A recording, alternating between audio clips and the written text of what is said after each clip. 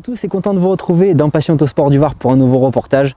Alors les années 80, les années 90, les meilleures années je pense en matière d'automobile pour les petites sportives, les petites bambinettes de l'époque, donc les Youngtimers.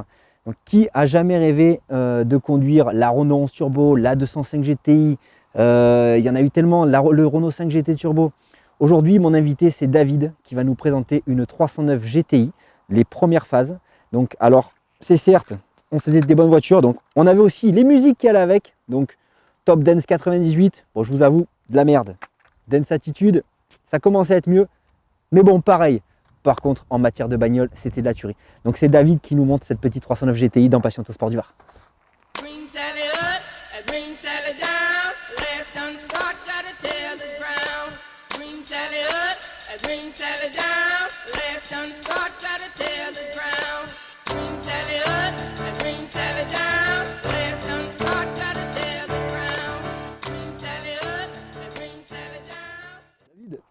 Salut. Bonjour, et c'est un grand plaisir de te recevoir dans Passion Autosport du Var. Alors, on a vécu les plus belles années, donc génération 80-90, pour moi les plus belles sportives, qu'elles soient chez n'importe quel constructeur de marque française ou autre, on a vraiment eu des belles années. Donc toi, c'est la 309 GTI. Ouais. Alors la 309 GTI, année de fabrication 1985 jusqu'à 94. C'est ça. Donc il y a eu plusieurs modèles, hein, la 309 basique, jusqu'à des séries comme la Green, je crois ils ont sorti. Mais nous, celui qui nous intéresse, c'est le mythique GTI. Alors parle-moi de cette auto. Toi, c'est une phase 1. Ouais, c'est une phase 1. Voilà. Elle est de novembre 89. Donc je crois que si je dis pas de bêtises, c'est les dernières phases 1. En 90, je crois que la phase 2 est apparue. Et celle-là, c'est le GTI, on va dire normal, entre guillemets. Mais moi, ce qui me plaît sur cette auto, c'est pour ça d'ailleurs que je l'ai racheté, c'est que c'est une simple-porte en fait. Et que, entre guillemets, c'est pas qu'elle est plus rare, mais ça fait...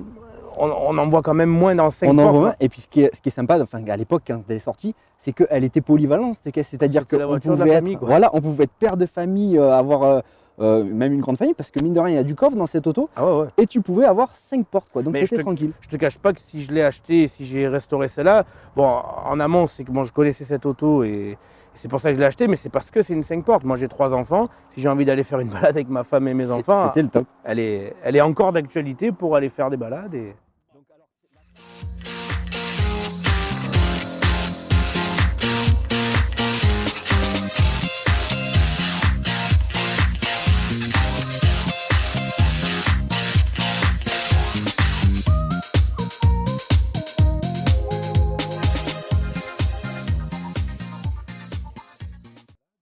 Donc alors la 309 GTI, donc sa petite sœur, la 205 GTI, donc qui a été la succession. Alors on a un châssis sur cette 309 GTI qui est le même que la 205. Elle est plus longue. 4 cm. 4 cm. D'empattement. Et par contre, bon, on a le même moteur. À part sur la GTI 16 qu'ils avaient sorti, donc qui faisait 160 chevaux. Celle-là, je te coupe, elle n'est pas catalysée, donc elle fait vraiment 131 chevaux. Quoi. Voilà, donc, de toute façon, c'était la vieille de vieille. C'est ça. Alors après, donc il y a eu la phase 1, la phase 2. Qu'est-ce qui a réellement changé en fait sur la phase 2? Alors sur la phase 2, pour le peu que je connaisse, ce que je sais qui est atypique de la phase 1, c'est le béquet en mousse, ouais. Les feux arrière. Je crois que la malle, elle change un tout petit peu avec la râpe qui est un peu différente, la râpe arrière et la calandre avant en fait. Et après, bien sûr, l'intérieur, il a changé. Les sièges ont changé. Les sièges, le tableau de bord, il a complètement changé. Enfin voilà, les sièges, surtout la sellerie. Moi, j'ai une sellerie entre guillemets basique en fait. Il y a juste 2 lignes sur les sièges. Les moquettes sont noires et il y a quelques petits liserés sur les contours d'eau-parleurs à l'intérieur, mais ça s'arrête là quoi. C'est pas la moquette rouge. En tout cas, quand on la détaillera en vidéo, vous verrez l'intérieur de cette voiture. Alors, elle est entièrement dans son jus. Ah oui. Alors, David, il va nous parler de cette...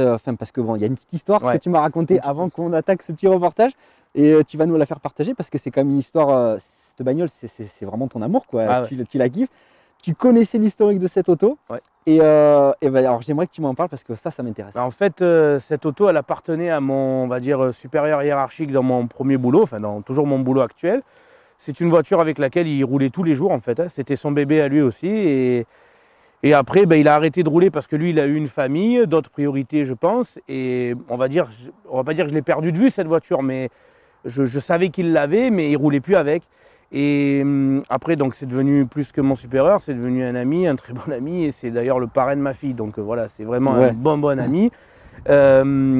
Et cette voiture, en fait, elle a quasiment pas roulé du tout pendant 13 ans, en fait. Pendant 13 ans, elle était dans un garage, bien stockée, mais lui, il la faisait tourner, on va dire, de temps en temps, on va dire, pour la mécanique, quoi, mais elle roulait plus du tout. Donc moi, quand je l'ai rachetée, il y avait quasiment tout à faire dessus. Bon, elle n'était pas explosée, la voiture, mais l'intérieur, par contre, rafraîchissement et la remettre en route. Voilà, du rafraîchissement, et après, bien sûr, tout ce qui est caoutchouc, quoi.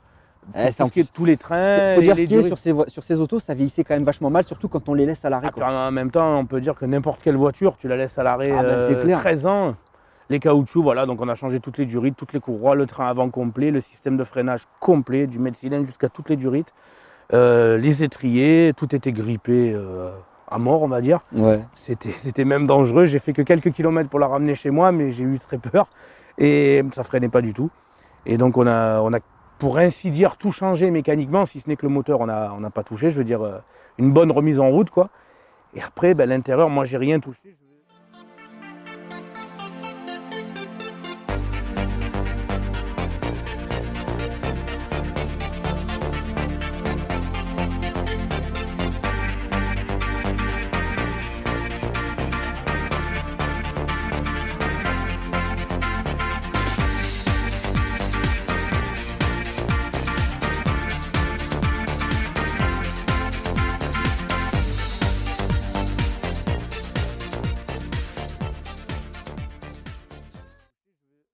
J'aurais même préféré ne pas du tout la faire repeindre parce que je voulais vraiment que ça reste.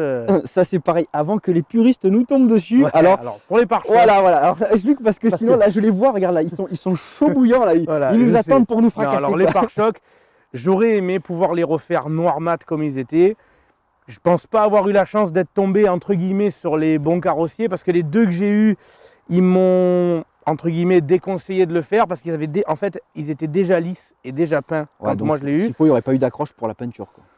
C'est ce qu'ils m'ont dit. Alors j'ai essayé quand même de trouver des pare-chocs d'occasion sans succès. Ils étaient déplorables. L'état c'était déconné, quoi. Et j'ai même pas voulu les acheter, même à bas prix, j'ai pas voulu les acheter.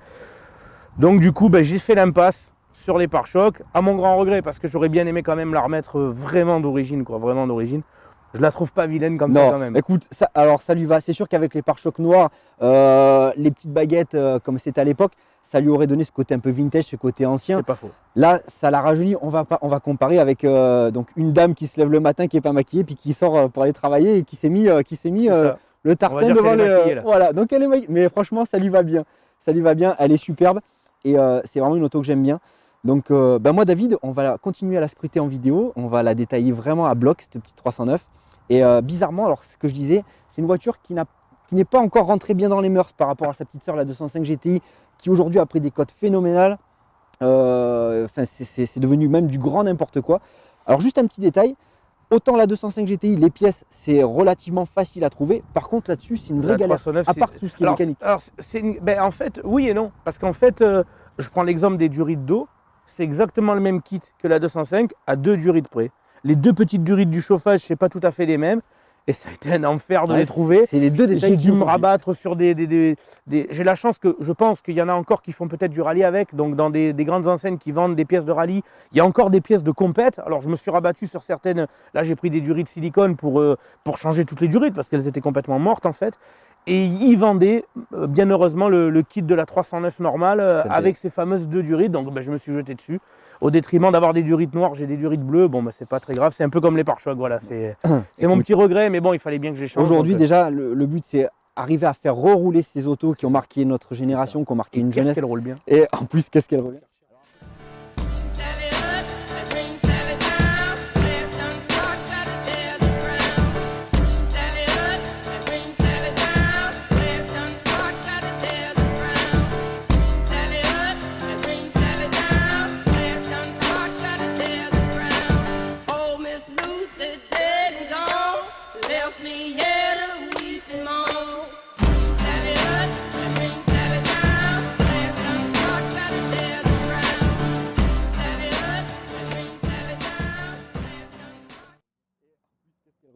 Alors après, pareil par rapport à la 205 GTI, donc c'est le même châssis, ok.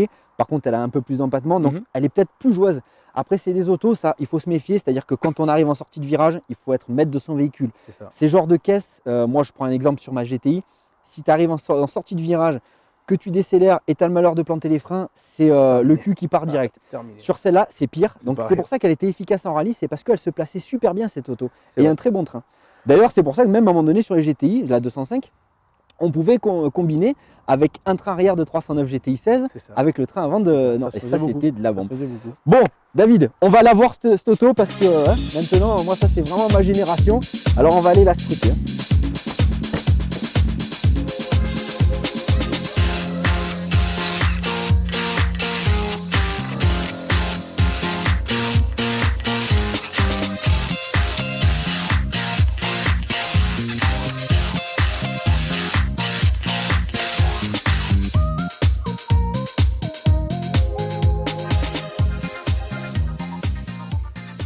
Excellent à l'intérieur. Donc à l'intérieur, est-ce qu'il y a eu un travail de restauration ou elle est entièrement dans son jus, t'as vraiment rien refait? L'éponge. Alors ce qui est fou, c'est que malgré, elle est restée combien de temps à l'arrêt cette caisse? 13 ans. 13 ans. Elle n'a pas de plastique craquelé. Parce que ça c'est le gros défaut sur la... À peine 2 fissures, quoi. C'est vraiment... Il faut les chercher pour les trouver. Non mais je veux dire, voilà, c'est vraiment...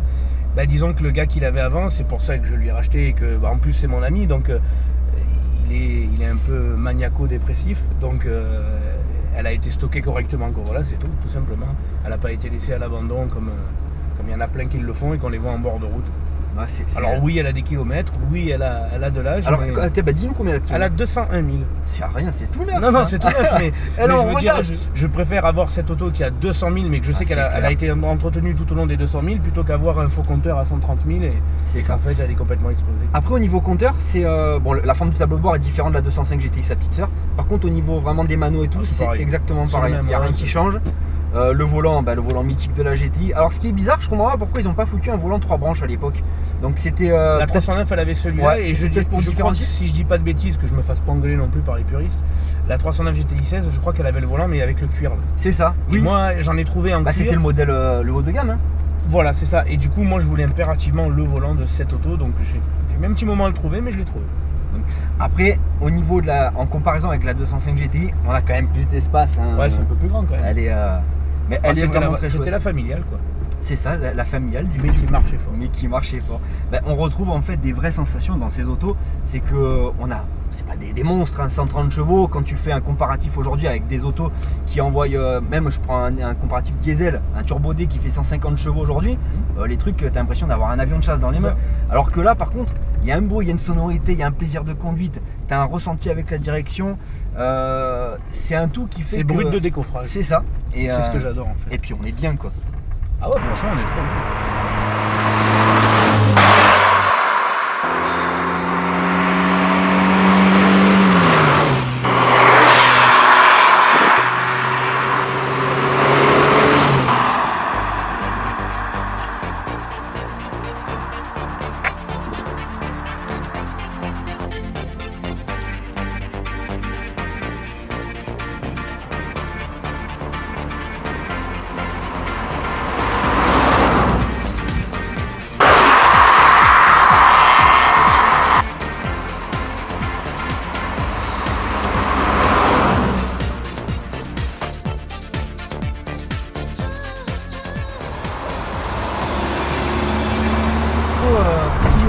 Les gens qui nous regardent voudraient acquérir une 309 GTI, est-ce que tu peux les conseiller sur quelques détails qu'il faut faire super gaffe sur ces autos?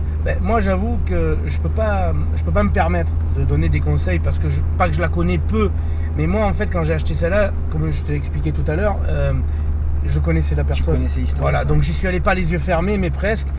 Et voilà, et puis je dois avouer qu'il me l'a pas vendu trop cher. Donc je peux pas me permettre de donner des conseils. Oui, après si ce n'est des conseils mécaniques, mais moi j'ai pas le meilleur exemple. Là, j'ai racheté une auto qui est restée 13 ans arrêtée. Je crois qu'il n'y a pas pire comme situation peut-être. Donc je peux pas vraiment donner de conseils, mais bon après voilà, faut faire gaffe. Il y a tellement de gens qui font tout et n'importe quoi avec les voitures. Moi je pense qu'au plus elle est d'origine et déjà au mieux c'est quoi. Voilà, après voilà tout. David, il y aura un après la GTI ou pas? On y pense déjà à acheter autre Est-ce véhicule, que c'est mais- un véhicule que tu veux garder un Ah oui, maximum? c'est indéniable. Donc c'est ta mémère, ça restera ta Ah, mémère. c'est la mémère, elle est. J'ose à peine accélérer quoi, c'est la mémère. Bah écoute moi David, ça a été vraiment un grand plaisir de la recevoir. C'est partagé. Merci d'avoir suivi ce petit reportage d'un Passion Autosport du Var. On va peut-être faire un petit message parce qu'on a fait la 309 GTI, mais j'aimerais bien avoir la Renault 11 Turbo en comparatif la prochaine fois. Donc si notre petit ami Stéphane nous regarde, c'est peut-être possible que je vais le contacter dans pas longtemps. Hein? Il se réveille un peu. Ouais, allez. Merci, à bientôt. Ciao. Ciao, ciao.